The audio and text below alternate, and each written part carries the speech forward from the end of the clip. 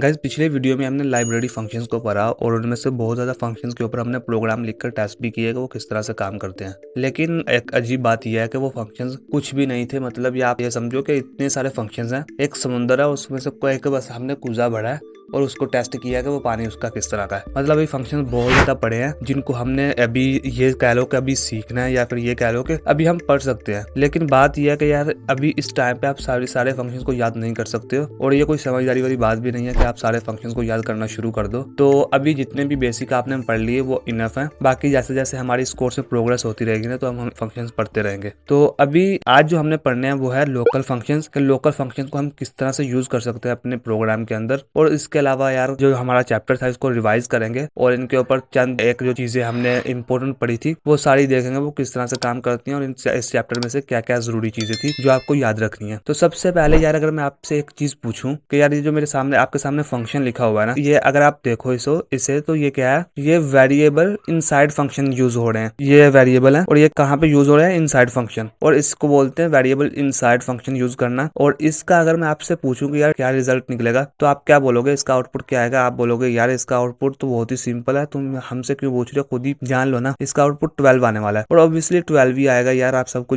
पता होगा ये चीज का कि 12 ही आएगा। और 12 क्यों आएगा? 12 इसका आउटपुट इसलिए आएगा क्योंकि यहाँ पे हम 3 और 9 को प्लस करवा रहे हैं ना, 3 और 9 को प्लस करवा रहे हैं, और ये हमने वेरिएबल यहाँ पे डिक्लेयर कर रखा है। लेकिन आप कहोगे कि यार इसकी जरूरत क्या, आप हमें ये क्यों बता रहे हो, इस तरह के हमने तो बहुत ज्यादा फंक्शन कर रखे हैं, कोई नई चीज बताओ। तो मैं कहता हूँ चलो यार एक नई चीज भी बता ही देता हूँ आपको। यहाँ पे अगर यहाँ से हटाऊं मैं और यहाँ पे इसे ले आऊं, तो आप मुझे अब बताओ कि इसका आउटपुट क्या आएगा यार। अभी मतलब क्या किया ना मैंने जो मेरे पास वेरिएबल में प्रिंट करवा था, रिजल्ट को प्रिंट करवा रहा था, वो मैं क्या कर रहा हूँ, वो फंक्शन कॉल के बाद करवा रहा हूँ। ये मैंने फंक्शन को कॉल कर लिया और इसके बाद करवा रहा हूँ। और अब मैं अगर इसको रन करता हूँ ना, तो ये मेरा कंपाइलर कंप्लेन करेगा और बोलेगा यार तेरा फंक्शन डिक्लेयर ही नहीं है, जो रिजल्ट फंक्शन है ना, जो रिजल्ट तू प्रिंट करवाना चाह रहा है वो डिक्लेयर ही नहीं है। और ये सारा कुछ क्यों कर रहा है यार? ये सारा कुछ इसलिए कर रहा है क्योंकि हमने फंक्शन कॉल के बाद इसको यूज करवाया। अब इसका हल क्या है? इसके हल की तरफ आए ना यार हम, तो इसका हल ये है कि हम क्या कर सकते हैं, अगर आपको याद हो तो रिटर्न स्टेटमेंट का यूज कर सकते हैं। रिटर्न स्टेटमेंट का हम यूज कर सकते हैं। अभी असल में ना अभी तक पता क्या हो रहा है, अभी तक ये समझ रहा है कि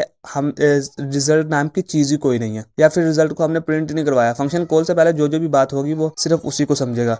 लेकिन हमें हमें क्या करना है, हमें लोकल वेरिएबल का यूज करना है। लोकल वेरिएबल यार हर उस वेरिएबल को बोलते हैं जो इनसाइड फंक्शन यूज हो। जो भी इनसाइड फंक्शन वेरिएबल यूज हो रहे हैं उन्हें लोकल वेरिएबल बोलते हैं। और अभी अगर यहाँ पे मैं रिटर्न रिजल्ट कर देता हूँ तो ये सारे के सारा मामला सुलझा देगा। और यहीं पे आता है आपके पास लोकल वेरिएबल। जब आपके पास ये मामले सुलझ रहे होते हैं तो ये लोकल वेरिएबल आके कहता है परेशान होने की जरूरत नहीं, मैं आ गया हूँ, मैं सारा कुछ देख लूंगा। और ये सारी की सारी चीजें मैंने नोट्स में भी लिख रखी हैं, जो अभी मैं आपके सामने बोल रहा हूँ, तो आप इनको देख सकते हो। ऐसी कोई बात नहीं है कि एक मतलब चीजें निकल गई आपके दिमाग से तो फिर आने नहीं वाली दोबारा, ठीक है। तो ये सारी चीजें जो अभी मैं आपके सामने बोल रहा हूँ कि कोई भी वेरिएबल जो इनसाइड फंक्शन यूज किया जाता है उसे क्या बोलते हैं, ये यहाँ पे नीचे आना पड़ेगा मुझे भाई। ये देखो, any variable that is created inside a function is local to it, वो इसके लोकल होता है। और जिस तरह अभी हमने ये किया, और इसको इसी तरह अगर प्रिंट करवाते हैं तो आप जानते हो कि ये क्या करेगा, ये एक एरर प्रोड्यूस करेगा, उसके अलावा कुछ नहीं करेगा। जिस तरह उसने किया ये नीचे लिख भी रखा है यार, C thinks the result variable is not defined, कि वो सोच रहा है कि रिजल्ट वेरिएबल डिफाइन नहीं है। लेकिन अगर आपको याद हो तो हम इसको फिक्स कर सकते हैं बड़ी आसानी से। और वो किस तरह से कर सकते हैं, रिजल्ट वेरिएबल का यूज करके। अगर हम यहाँ पे रिजल्ट ले आए तो ये हमारे पास आसानी से इसका रिजल्ट दे सकता है। और इसकी जगह पे अगर हम कुछ भी ले आए ना यार, यहाँ पे अगर मैं यहाँ पे आता हूँ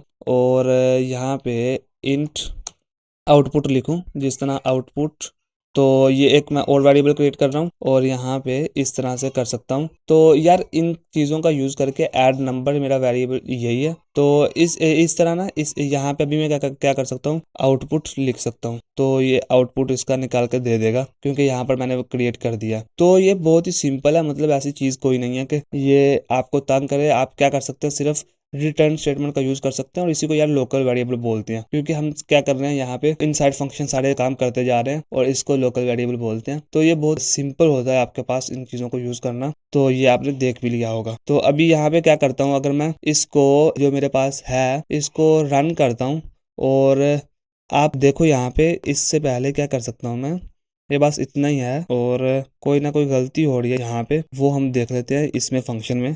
ये जो नीचे लाल लाइन शो कर रहा है, और ये कभी कभी वैसे भी कर देता है। मैं रन करके देखता हूँ इसे, और ये क्या कह रहा है, कि जो इफ मेन फंक्शन वॉइड, सही है। तो ये बोल रहा है कि यहाँ पे वॉइड नहीं लिखना, अभी अगर इंट को यूज़ करना तो इंट लिखना पड़ेगा यार। तो इंट वॉइड हम तब यूज़ करते हैं जब हमने कोई भी चीज़ रिटर्न ना करवानी हो। तो रिजल्ट को रिटर्न जब करवा रहे हैं तो फिर वॉइड का क्यों यूज़ कर रहे हैं, हमें तो इंट का यूज़ करना चाहिए। और यहाँ पे शायद मैंने वॉइड का यूज़ किया नहीं, बल्कि इंट का यूज़ किया, तो आप देख लेना, ठीक है। तो ये सारी चीज़ें क्या करती हैं, इस तरह से काम करती हैं। और अब मैं अगर इस प्रोग्राम को रन करता हूँ तो ये बिल्कुल सही से आंसर प्रोड्यूस करवाएगा, और करवाना चाहिए इसे। और ये अभी सारी चीज़ें डिलीट कर दूँ एक मरतबा, ताकि आपको सही से मतलब जो भी आउटपुट आया इसका समझ तो आया। तो ये देखो इसने 12 प्रोड्यूस करवाया, इसका आंसर जो सही बनता है। और इसके अलावा यही नहीं कि 12 भी करवाएगा, आप इसके अलावा कुछ भी लिखो, मैं 5 लिख देता हूँ। और 9 और 5 की तो एक स्टोरी भी मेरे पास बड़ी कमाल है, कि ये मतलब कभी टाइम मिला तो बताऊंगा आपको कि 9 और 5 की क्या स्टोरी है। खैर, अभी आप क्या करो, इसे सेव करके इसका आउटपुट चेक कर सकते हो। और इसी को लोकल वेरिएबल बोलते हैं। लोकल वेरिएबल कब आते हैं, जब आपके पास इनसाइड फंक्शन आप वेरिएबल यूज कर रहे हो, लेकिन क्या हो, एरर प्रोड्यूस कर रहे हो, और आप रिटर्न स्टेटमेंट का यूज करके इस मामले को सुलझा दो। तो ये मतलब कोई भी वेरिएबल जो इनसाइड फंक्शन यूज किया जाता है वो लोकल वेरिएबल कहलाता है। तो बस इतना ही सिंपल था यार ये। अभी इसके साथ हमारा चैप्टर का इख्तिताम होता है। और यहाँ पे एक चीज मैं बोलना चाहूंगा यार, इस चैप्टर में जितनी भी चीजें आपने पढ़ी उन सारी चीजों की यहाँ पे मैंने समरी भी लिख रखी है, और मैं अभी बताऊंगा अभी आपको। लेकिन उससे पहले एक चीज बता दूं आपको, इस चैप्टर को लेके ना, इस चैप्टर को या फिर पिछले पिछले 2 हमने चैप्टर पढ़े, अभी तक तकरीबन 3 चैप्टर पढ़ लिए हमने। इन सब को यूज करते हुए मैं आपके सामने कुछ शॉर्ट्स क्रिएट करने वाला हूँ इसी चैनल पर। और उन शॉर्ट्स में करेंगे क्या, हम उन शॉर्ट्स में ये काम करेंगे कि कुछ प्रॉब्लम्स होंगे हमारे पास, हर चैप्टर से रिलेटेड कुछ 5-5, 10-10 या 20 प्रोग्राम्स होंगे। उनका हम सोल्यूशन, जो प्रॉब्लम होंगे उनके ऊपर प्रोग्राम लिखेंगे, और उनका मैं सोर्स कोड आपको प्रोवाइड कर दिया करूंगा डिस्क्रिप्शन में। तो आप उनको भी देख सकते हो और उनको यूज करके फायदा उठा सकते हो, अपना अपने कॉन्सेप्ट्स को अच्छी तरह बिल्ड कर सकते हो। तो यहाँ पे अगर मैं सारी चीजों को रिवाइज करने की जाने आऊँ, तो जो जो हमने मेन चीजें इसमें पढ़ी वो 6 डिफरेंट टॉपिक्स की हमने यहाँ पे समरी बना रखी है। और सबसे पहले आता है फंक्शन इंट्रोडक्शन। फंक्शन इंट्रोडक्शन की बात करूँ तो function is a block of code that perform a specific task. ये तो आपको पता है कि कोई भी ब्लॉक ऑफ कोड होता है फंक्शन, जो एक स्पेसिफिक टास्क परफॉर्म करता है। And this the purpose of function is make to code more organised and reusable. कि हम क्यों करते हैं, एक तो हमारा कोड ऑर्गेनाइज हो जाता है, और दूसरा रीयूजेबल होता है, कि हम उसे आसानी से दोबारा यूज कर सकते हैं।